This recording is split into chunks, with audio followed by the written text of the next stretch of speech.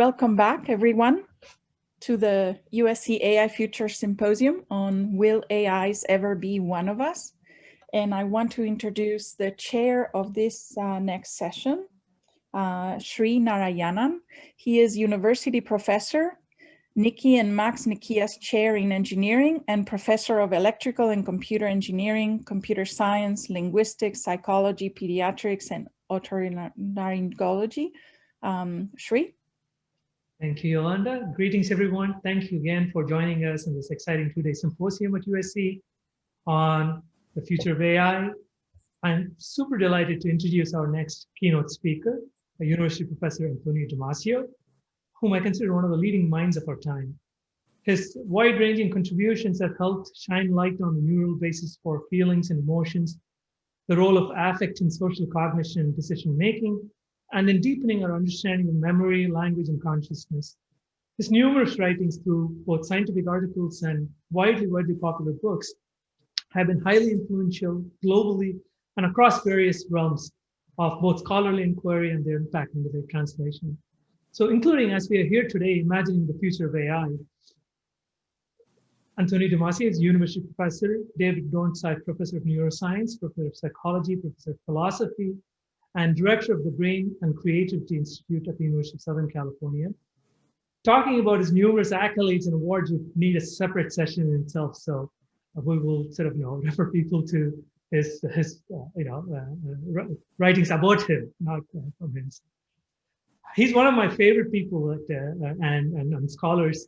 I've been inspired by his work quite a bit, and I'm super honored to be able to call him my colleague here.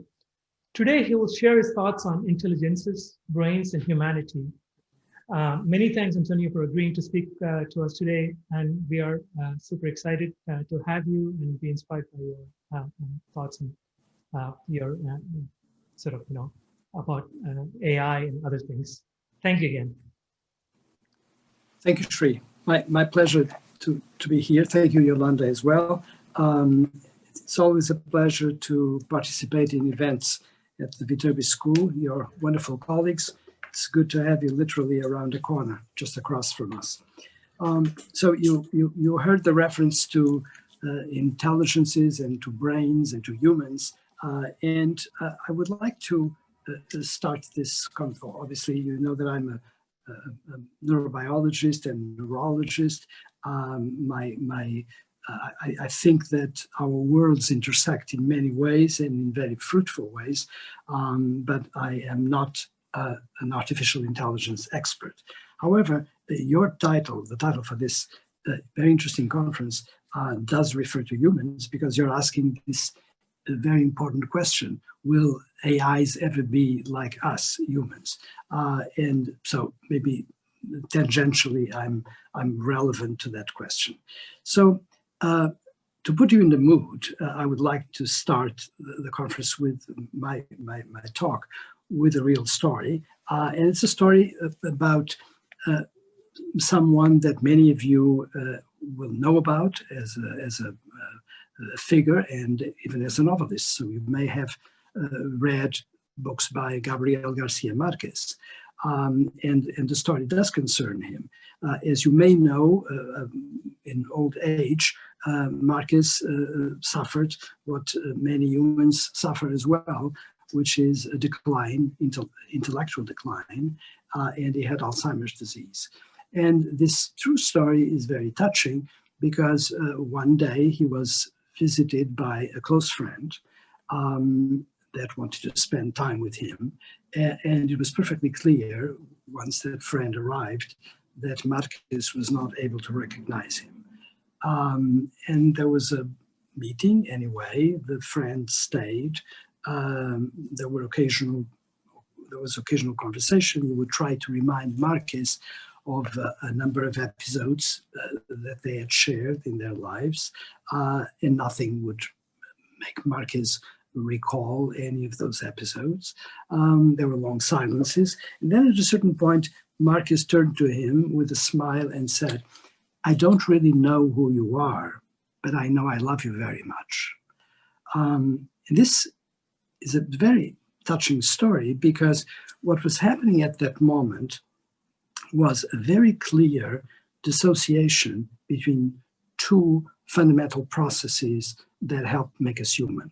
On the one hand, cognitive processes, which use learning and memory, language representations, for example, which use reasoning, calculation, all of that makes our lives, or the life of cognition, such a complex and effective world to protect us and to make us who we are.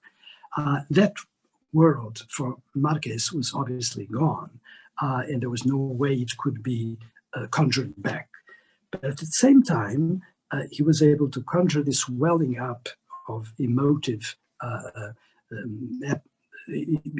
states that led to emotional feelings and to something that was translated from what we gather of the story in terms of well-being for him and sympathy for the other person. Although Alzheimer's disease was damaging this intellectual system, there was one very big component, which is actually a very important but very often neglected component of what humans are, that was preserved, but there was no way of expressing that except through the very simple means of emotional expression that he had in his face, in his body, and that's where it ended. So what this is, by the way, something that when I was working with Alzheimer's disease, which I did for many years, I witnessed several times, is this very marked dissociation between the life of the intellect and the life of affect. And it simply means that Alzheimer's disease, as many other diseases, not just of the nervous system, but of other systems, have this scalpel with which they can separate components and damage some, but not damage others. By the way, this is quite obvious right now with the COVID epidemic, which we are in the middle of, and which, for example, in terms of the nervous system, has an affinity, the virus has an affinity for systems of taste and smell, and for one particular cranial nerve, which is cranial nerve 3. So you very often get patients with COVID that will have ptosis and will have a drooping eyelid on one side, not both, and they just cannot move their eyelid. So this is something that diseases of whatever kind are good at, which is separating systems, damaging one system, be it in the body or in the nervous system in particular, leaving the others aside. But of course, by doing that, what it does is show this enormous separation between these two worlds. Now, what is interesting in terms of this conference, in terms of you as colleagues in AI, is that from my perspective, you have achieved your immense success and you have produced things that are extremely valuable for our lives by working with one realm only, and that's the realm of the intellect.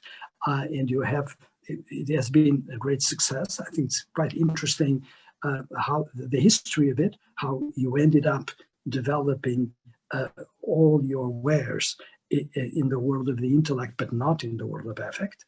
And that, I think, betrays a certain neglect of the life and operations of the intellect, which has been quite classical in our cultures, and which is right now being partially corrected. But the fact is that you made the correct choice, as far as I can see.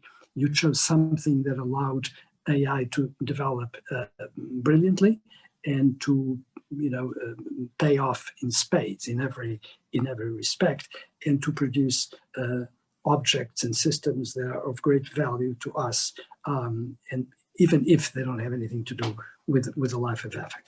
So my question today, and that's what I wanted to discuss, is it possible that some parts of this life of affect, as they become more understood, through the study of neurophysiology and physiology in general. In other words, the life of feeling.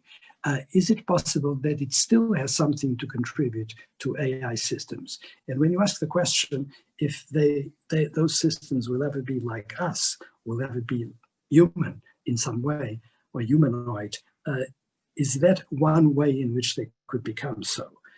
So that's an open question, and I think it's all right for me to pose it. It's very important that you give the answer, because it's not me giving that answer. And of course, I have a hidden bias or assumption that I think it probably can, in some ways, contribute that. So, in order to get the story going, I would like to go back not 100 years or 50, but 4 billion years, and ask ourselves something about the notion of intelligence. Did intelligences begin, or did intelligence begin in the long history of life the way we have it, for example, in artificial intelligence? We just heard this marvelous talk about Alexa and what Alexa can do. Did it start that way? And the answer is definitely not. The way intelligences started, they start, of course, in unicellular organisms, don't even have a nucleus, organisms like bacteria, for example, and they do have a body, they do have membrane, which delimits that body, but inside, what you have is a very simple body that is really made of chemical pathways, the molecular pathways that are in charge of maintaining the life, that are in charge of regulating it such that energy sources can be procured, energy can be produced, metabolism managed, and you have to maintain it. I like to say that even those creatures had already been bitten by a bug, and that's the bug of homeostasis. In other words, this system that is coexistent with life and that regulates life such that it can continue, such can be maintained optimally, such it can be defended, and as for as long as our genetic systems allow that life to continue. And it's a very interesting game that is played in the life of even that simple organism, such as a bacteria. And basically what bacteria are capable of is not something intellectually brilliant.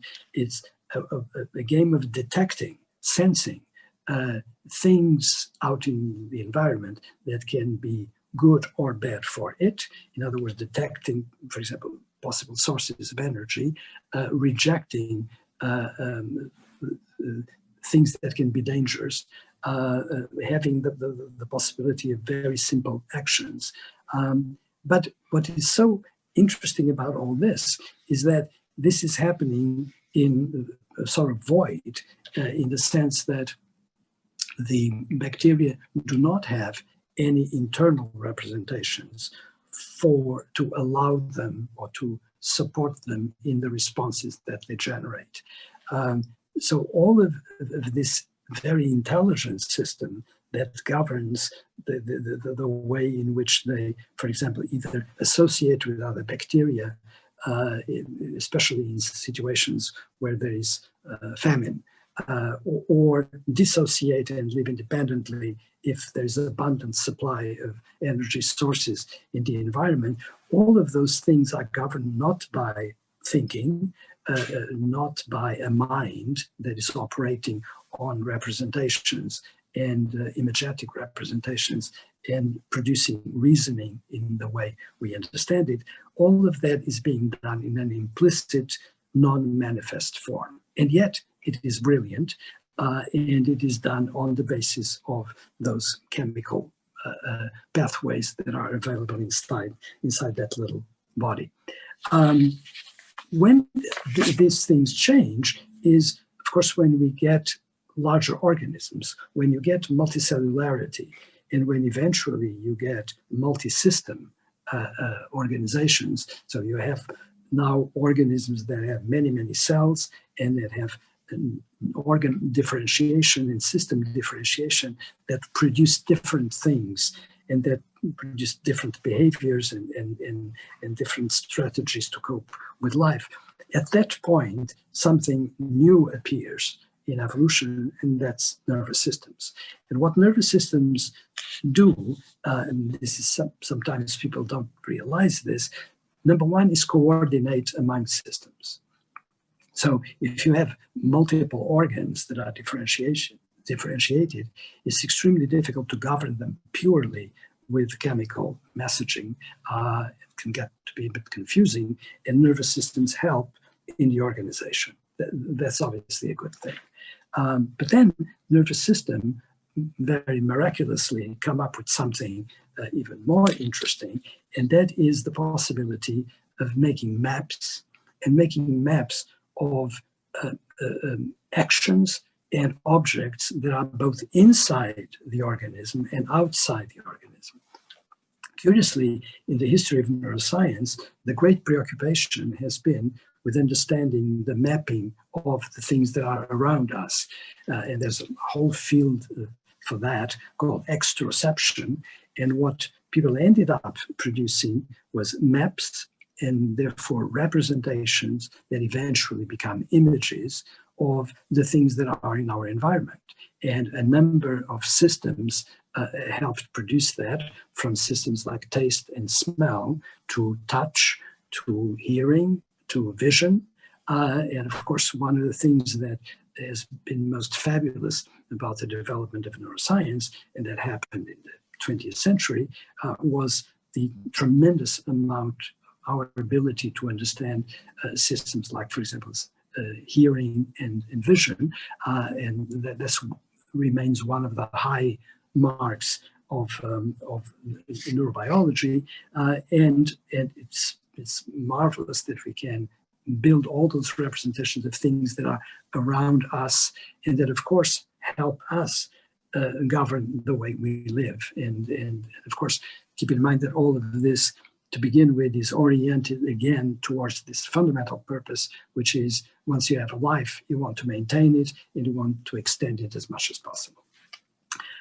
What is interesting too, and this only became appreciated much, much later, although early on there were many inklings of it, especially in European neurobiology and psychology, but also here, is that you also were mapping interior systems. You also were mapping what was inside your body. And you were mapping things that were achieved by molecular pathways, but they were now impinging on different organs. They were impinging on the heart or the gut or the skin itself.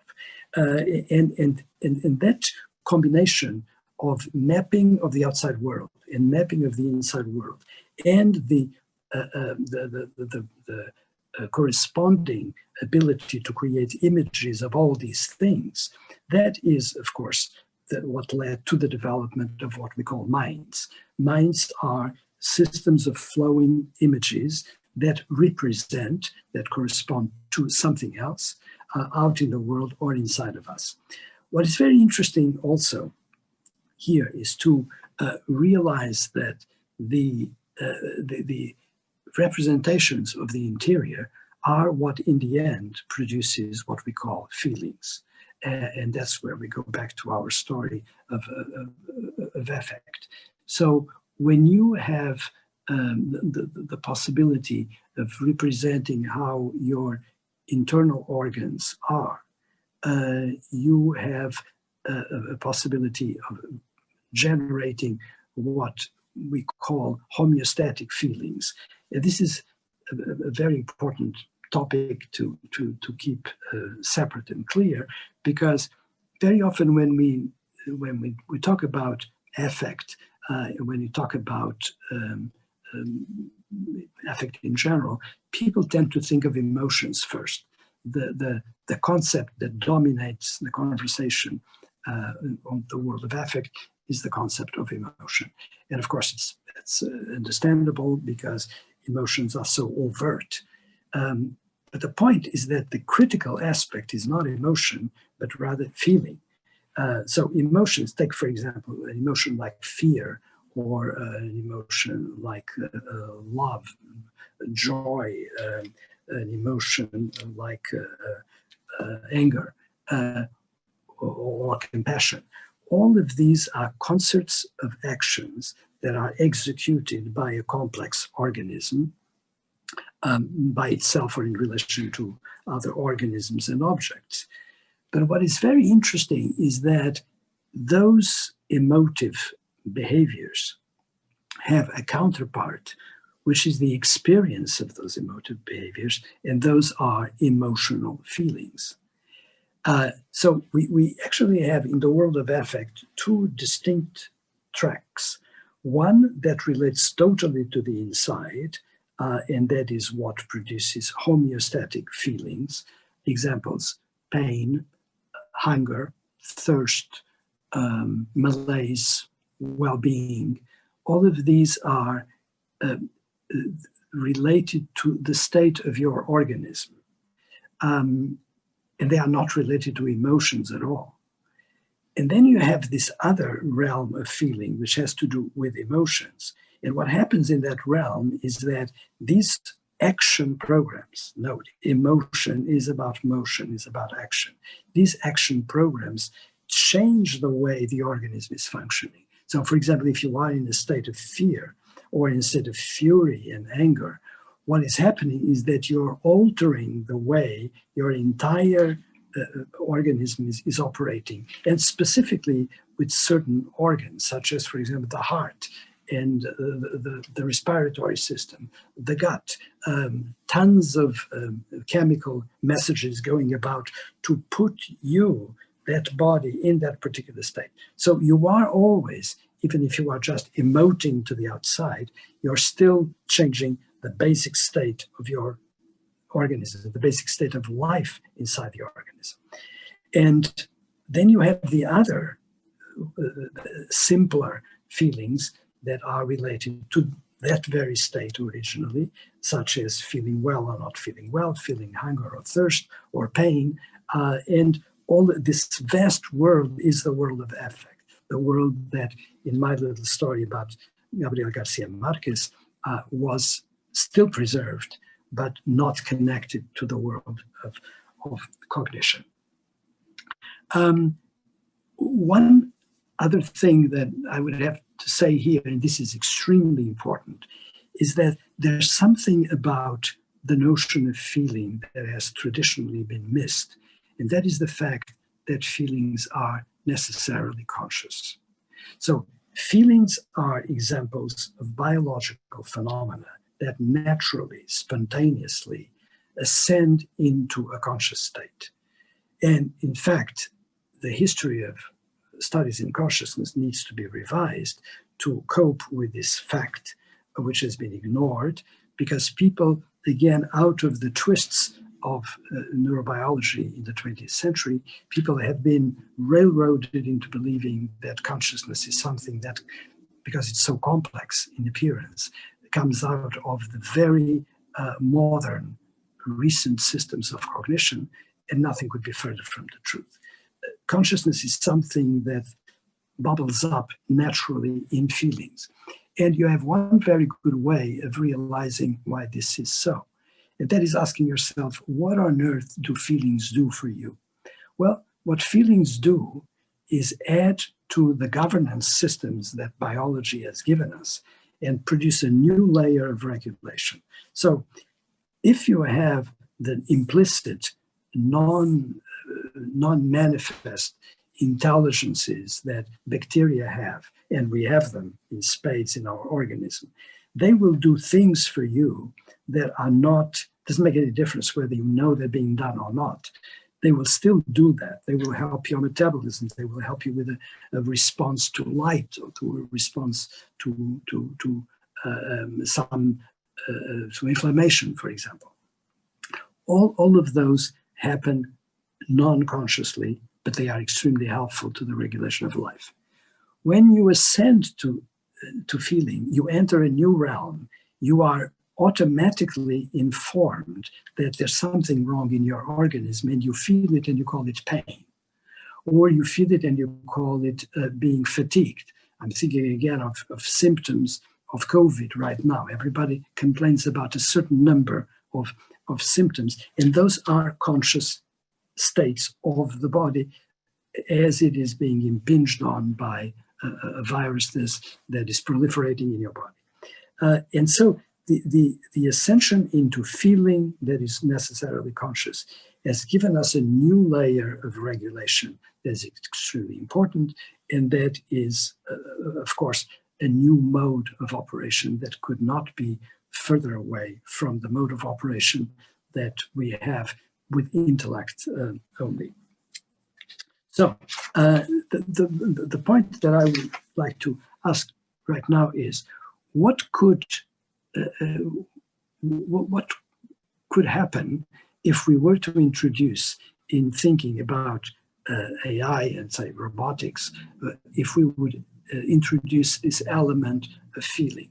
And in relation to this, last year with my colleague Kingston Mann, we published a paper that asked this question, and that's a paper on feeling machines. I think the title says it all, and it was published in Nature Machine Intelligence.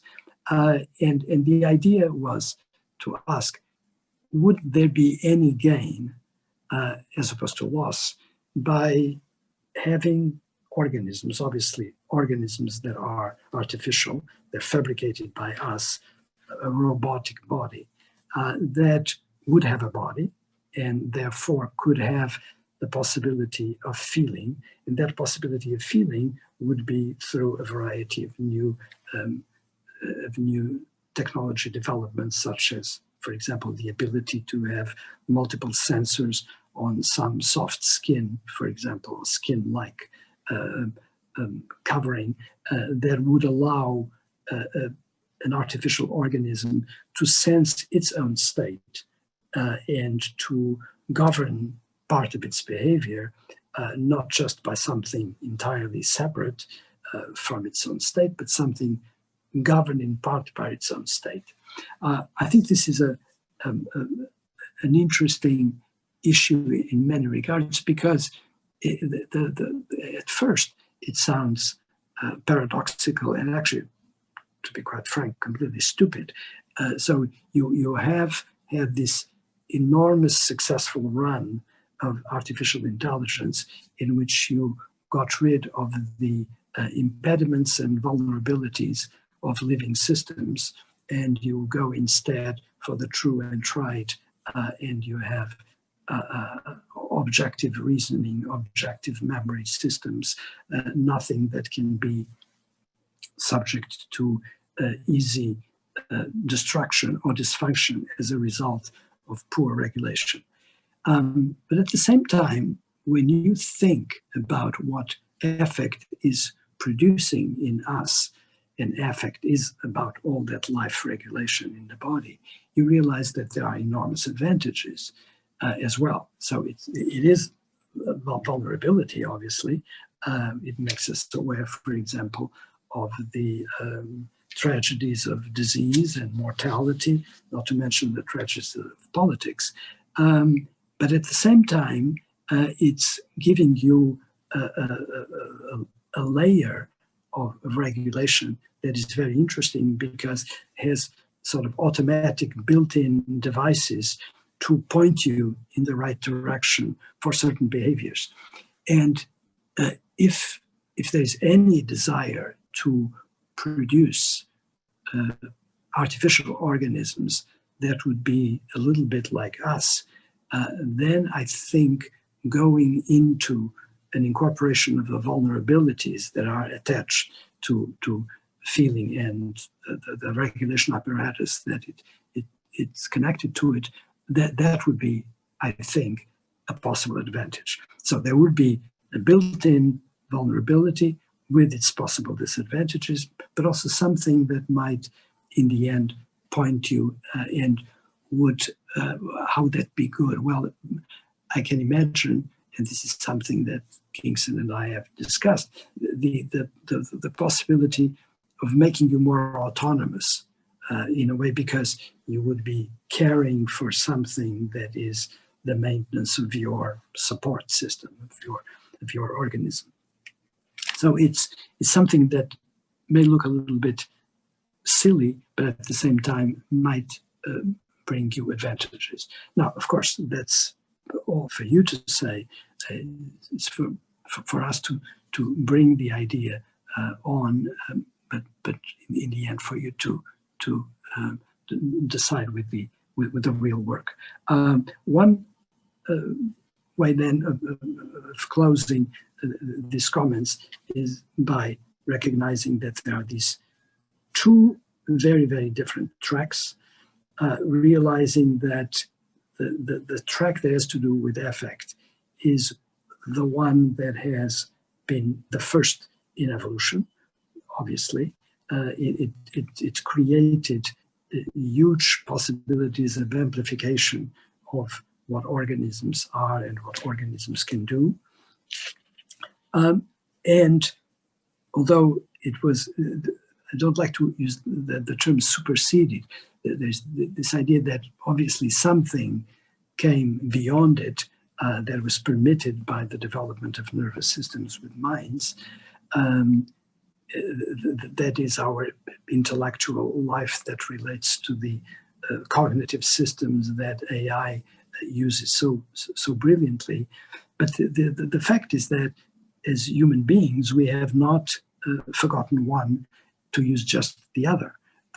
In fact, one could even make the claim that when for example, social operations occur with a predominance of cognitive systems in terms of the governance, systems fail quite rapidly, because there's something extremely important about our humanity that has to do with the affect systems and the way they connect quite naturally with life and its proper maintenance, and they're sort of constantly orienting us in a direction that may be useful. Now, of course, you could then turn around and say, well, think of all the bad affect, all the twists and damages that bad affect can cause individually and in social terms. And that, of course, needs to be recognized. But in the end, we have those two systems available. And so I leave you with this question. Could it be that the introduction of some elements of what we describe as affect systems, and especially the notion of feelings, and especially the notion of feelings related to the integrity of an individual organism, could it be that it has something to contribute to the thinking in artificial intelligence, and even to the kinds of devices that you could generate and could construct in the future of AI and robotics? And basically, this is what I would like to tell you today, and I'd be very happy to discuss whatever you want to discuss. Thank you very much. Thank you so much, Daniel. A lot to think about, and as we are sort of imagining these possibilities of AI, particularly as you laid out in the question, will they be one of us type of a thing. So there are some questions that are coming up in the Q&A box. I can start there, and I can ask. There's a question from AC.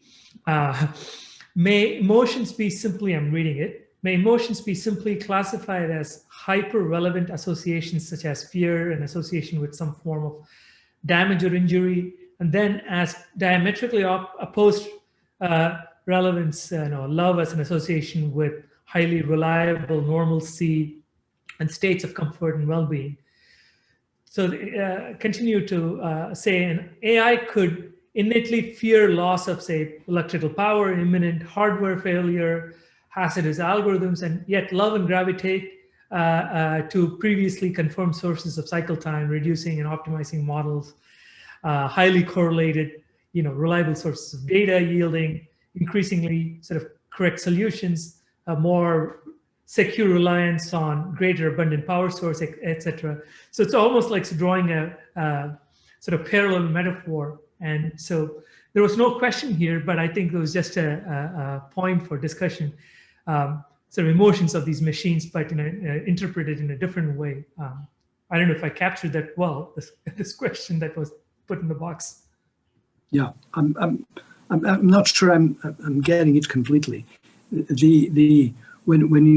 you use the notion of emotion in the proper sense, you're talking about action by definition, and I know that it's incorrectly used most of the time, but nonetheless, you always connect with an action.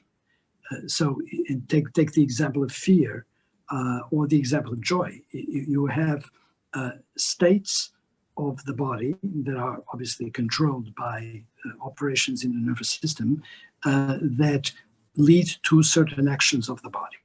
So you have, there's a mask that goes with joy, or a mask that goes with fear, or a mask that goes with anger. That's what actors do on stage. Theater is about many things, but a very principal one is the representation of emotions as they occur. And in fact, most of the time, people judge good or bad theater or good or bad cinema by whether or not the representation of emotion has the reality that we all can very rapidly recognize in ourselves and in others. And then there's this other aspect, which is related in part to emotions, but fundamentally related to the body itself and to its state, which is feeling. And so one is quite objective. You can talk about emotions and describe them out in the world when you see somebody else, or when you see an animal that is sufficiently close to us in terms of nervous system, so you can perfectly well recognize the emotions of your dog or the emotions of an elephant. And then there's this other world, which is the world of the subjective. And that is a world in mind and mind alone. And that's where feelings are. So in order to have feelings, you need to have something equivalent to the mind. And in that mind, what then dominates is a representation of the body in a particular state, which can be the state of being, for example, invaded by a neoplasm that destroys a part of it, and that is being felt and is being represented, or being in a state of hunger or thirst or well-being.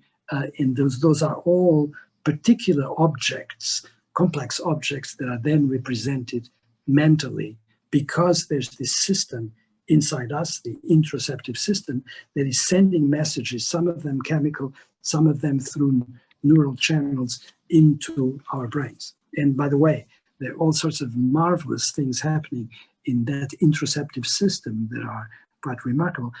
Is that the system is, in terms of its biology, very different from the system that allows us to look out in the world and see things or hear things.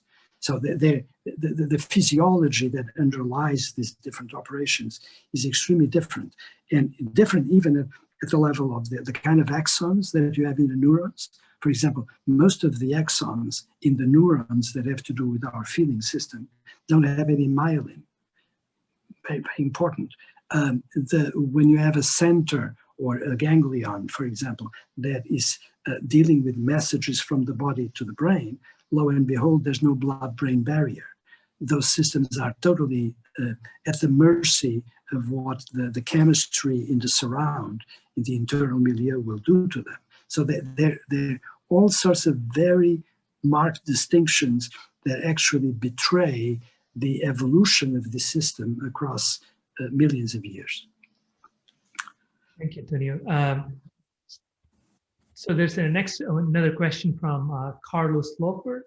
It says, thank you very much. I was thinking, if these feelings that direct some of our behaviors and are biased by so many things as culture, family, etc., I think they have advantages, but also a lot of disadvantages as prejudices, for example. How to direct this issue to AI? What? I'm sorry, I didn't hear the last. how to direct this issue to AI.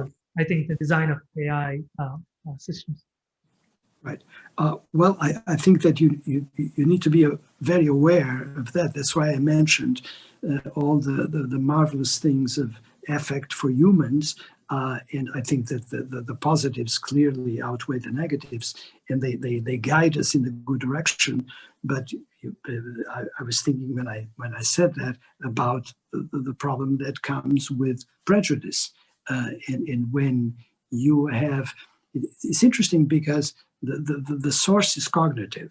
So you in order for you to have a prejudice against an idea or against a person, you need to have a cognitive process about that idea or about that person. So you have a representation. You have a representation of characteristics, of certain features. And then on the basis of that, you have either a reaction of accommodation to difference, or a reaction of rejection of difference, or a reaction of liking of the idea or disliking of the idea. And it's quite obvious that we have these two things that are part of our natures. And your specific question is, how do you deal with it in AI? Well, the same way you did it with it in the real world. In the real world, in terms of society and culture and politics, for example, you need to recognize that those things exist, and you need to have precautions against them. And you need to institute that's of course what a lot of what we in social systems we institute in the form of manners and customs and laws. We legislate and we create habits of behavior in cultures precisely to try, in the best possible worlds, to try to nurture the good and to try to stave off things that are obviously bad for you and for humanity.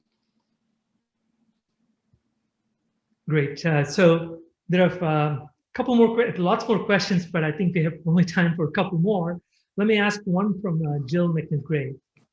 She says, do you think that humans and machines can learn to become teammates, like in the context of sport, which provides multiple opportunities to experience a range of emotions and overcome challenges together with a common goal? Yeah, that's a wonderful question. Yes, I think so. I think it would be possible if you have, but again, in order to have a team, in order to have, for example, an effort that would be, say, guided by humans, but with a tremendous component of artificial systems, you will need to have those artificial systems have a possibility of interaction, not only at the cognitive level, but also at the recognition of affect. And I think that in spite of all the problems that we have with prejudice and malevolence, I think that there is a guiding force that, provided we could put it on the side of the good, would be of enormous advantage. But I think that actually is a marvelous idea about what could be achieved. And I think it would be, if you think quietly about it, I think it's very unlikely that something like that will not come to pass. It's not going to be tomorrow, but I can perfectly well imagine that there would be systems of great cooperation, because there is already that cooperation. Whether you are a user of a system like Alexa, or whether you are say, imagine what a pilot is doing when he's piloting a plane today. The interaction there is extremely rich. So it's just going to be a larger scope of the interaction and an expansion of it to realms where you normally don't touch, which have exactly to do with society and culture. Great, thank you. I think, in fact, that's probably very encouraging to many people here, because a lot of people are trying to design these systems that collaborate between people and AI. So I will close with one final question, which is I think useful for everyone. For someone without the neuroscience background, as Dan Feldman, what would be a good place to start to understand your ideas in a bit more depth? So where can they go? So it's a nice place to sort of stop, do homework and. Well, okay. Well, I think I would probably start by reading some of the stuff that we have written down about these systems. I think trying to have a good understanding of feeling systems is essential, and this is a very critical point right now in our culture in general and scientific culture, because of this new awareness that feelings are really a source of consciousness, and that feelings were probably when consciousness made its evolutionary debut, it did so through the agency of feelings, not through the agents of high intellect. That's important. And so there are papers that you can read. I think the paper that I mentioned in Nature Machine Intelligence can give you some pointers and directed other material from us and from other authors that would be relevant.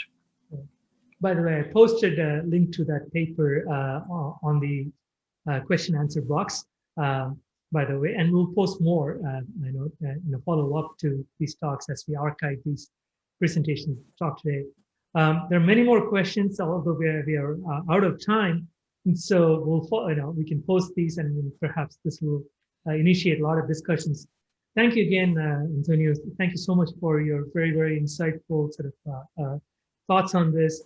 Much for folks, both AI researchers and developers of these systems to think about. Thank you again, and I will hand over proceedings to Yolanda. Yeah. Okay. Thank you, Antonio. My pleasure. You're welcome. Thank you, Antonio, and thank you, Shri. We will end the session here, and we will reconvene in 15 minutes, 12:15 Pacific, with our next session, followed by a panel afterwards. But we'll have 2 more sessions today. Thank you. Thank you, Yolanda. Thank you.